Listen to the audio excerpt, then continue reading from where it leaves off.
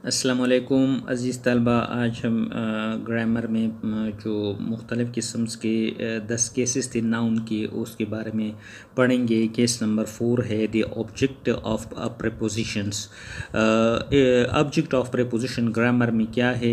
ये जो नाउन के मुख्तलिफ़ केसेस होते हैं उनमें से चौथे नंबर पर है it is also called the oblique case. इस किस्म को हम जो ओब्लिक केस भी कहते हैं। इन दिस केस इस हालत में क्या होता है? नाउन इज़ प्लेस्ड, नाउन को रखा जाता है, नाम को रखा जाता है आफ्टर द प्रेपोजिशन, प्रेपोजिशन के बाद रखा जाता है। दैट इज़ वाई, इसी वजह से it is also called object of preposition, इसको हम ऑब्जेक्ट ऑफ प्रेपोजिशन भी कहते हैं। एग्जाम्पल है अली इज़ फ्राम पाकिस्तान, अली पाकिस्तान से है। यहाँ पर आप देखिए पाकिस्तान जो नाउन है, नाम है, उसको प्रेपोजिशन के बाद रखा गया है फ्राम। दूसरा एग्जाम्पल है वी गो टू स्कूल, हम स्कूल जाते हैं। तो यहाँ पर आप देखिए टू स्कूल, ये जो ऑब्जेक्ट है उसको प्रेपोजिशन के बाद, नाउन जो है उसको प्रेपोजिशन के बाद रखा गया है टू और ये स्कूल। एग्जाम्पल है chair is made of would, यहाँ पर अगर आप देखें तो वुड लकड़ी है, ऑफ जो है ये प्रेपोजिशन है। They are in the class, यहाँ पर जो इन है प्रेपोजिशन, उसको जो होता है क्या किया गया है कि नाउन जो है उसको प्रेपोजिशन के बाद रखा गया है। आगे ये डिफिनीशन ऑफ ऑब्जेक्ट है कि ऑब्जेक्ट होता क्या है। The receiver of an action or it may not receive the action is called object. जो कोई रिसीवर होगा किसी एक्शंस का, या कि रिसीवर एक्शन का ना भी हो, तो हम उसको ऑब्जेक्ट कहते हैं। काइंड ऑफ ऑब्जेक्ट, ऑब्जेक्ट की कितनी किस्में होती हैं? एक होती है एफेक्टेड ऑब्जेक्ट और दूसरा होता है non affected object. Affected object कौन सा होता है? The object which receive the action is called affected object. Affected object उसको हम कहते हैं जो एक्शन को रिसीव करता है, एक्शन को रिसीव करने वाला इफेक्टेड ऑब्जेक्ट कहलाता है। नॉन इफेक्टेड ऑब्जेक्ट कौन सा होता है? The object which does not receive an action is called non affected object. Non affected object वो होता है जो एक्शन को रिसीव नहीं करता। आगे नाउन का जो अगला केस है उसको हम वोकेटिव केस कहते हैं। 5वां नंबर इसका है it is also called nominative of address. इस केस को हम नोमिनेटिव ऑफ एड्रेस भी कहते हैं। इन दिस केस इस हालत में क्या होता है? नाउन इज़ यूज्ड बिफोर और after sentence two point someone.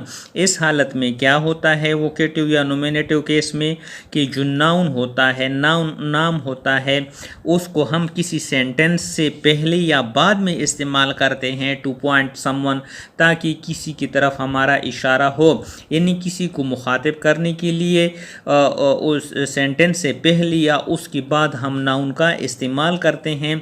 इस किस्म के सेंटेंस को हम वोकेटिव केस कहते हैं या नोमिनेटिव ऑफ एड्रेस भी कहते हैं। Kind of vocative cases, vocative cases जिसमें जो नाउन होता है जुमले के आखिर में या पहले इस्तेमाल किया जाता है किसी को मुखातिब करने के लिए। इसकी मुख्तलिफ़ हालतें हैं। नंबर 1 जो पहली हालत है उसको हम कहते हैं direct vocative case. Direct vocative case क्या होता है? इन this case noun is placed before a sentences. इस हालत में नाउन को सेंटेंस से पहले रखा जाता है। मतलब है कि जुमले से पहले जो होता है नाउन को इस्तेमाल किया जाता है। एग्जाम्पल है अली ब्रिंग मी ए गिलास ऑफ वाटर। तो यहाँ पर जो ब्रिंग मी ए गिलास ऑफ वाटर, अली जो था नाउन था, उसको सेंटेंस में पहले रखा गया है किसी को पॉइंट करने के लिए। दूसरा एग्जाम्पल है नजीब कम हेयर, यहाँ भी नाउन है, इसको सेंटेंस के पहले रखा गया है। इसको हम डायरेक्ट वोकेटिव केस कहते हैं जिसमें नाउन जो होता है सेंटेंस के पहले आता है। तीसरा एग्जाम्पल है Usman I need your car. इस हालत में भी डायरेक्ट वोकेटिव केस है और नाउन को सेंटेंस के पहले रखा गया है। चौथी एग्जाम्पल है माई ग्रैंड मदर आई ईट। यहाँ पर भी नाउन को पहले रखा गया है। इनडायरेक्ट वोकेटिव केस क्या होता है? इन this case a noun is placed after a sentence. इस हालत में क्या होता है कि नाउन को सेंटेंस के बाद रखा जाता है। फॉर एग्जाम्पल, ब्रिंग मी ए गिलास ऑफ वाटर अली।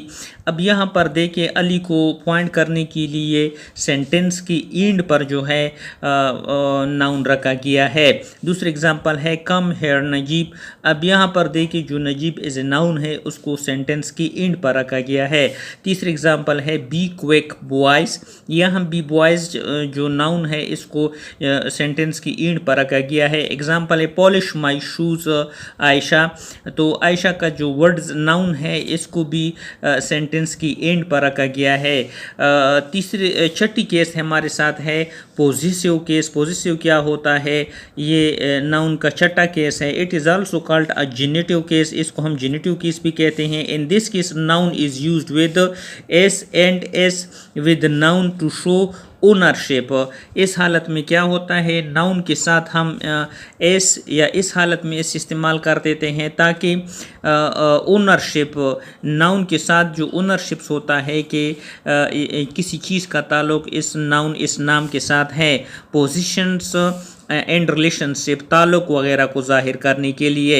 इस अगर है तो ये सिंगुलर नाउन होगा। Singular and plural irregular noun. Names having no plural form to their plural forms. इस हालत में होगा तो इसका मतलब है सिंगुलर नाउन। एक नाम होगा सिंगुलर और प्लूरल इर्रेगुलर नाउन होगा। Names having no plural forms, यानी वो नाम जिसके साथ जमा ना हो, जो जमा हालत में ना हो, to form their plural form. और अगर इसके जो कमा एंड पर लगी हो तो इसका मतलब होगा plural noun with name of a family. इसका मतलब है कि ये इस जो किसी नाउन के साथ होगा वो पूरी फैमिली का नेम्स होगा। एग्जाम्पल स्ट्रक्चर दिया गया है, noun plus s plus noun is equal to singular noun. और दूसरा है नाउन प्लस एस, लेकिन यहाँ पर स्टार्ट कॉमा और यहाँ पर एंड कॉमा प्लस नाउन जो होता है वो प्लूरल नाउन के तौर पर इस्तेमाल होता है। आगे जो हम इसके बारे में पढ़ेंगे वो थोड़ा डिटेल में है, तो इसको हम कल यहाँ से स्टार्ट करेंगे यूज़ ऑफ एस।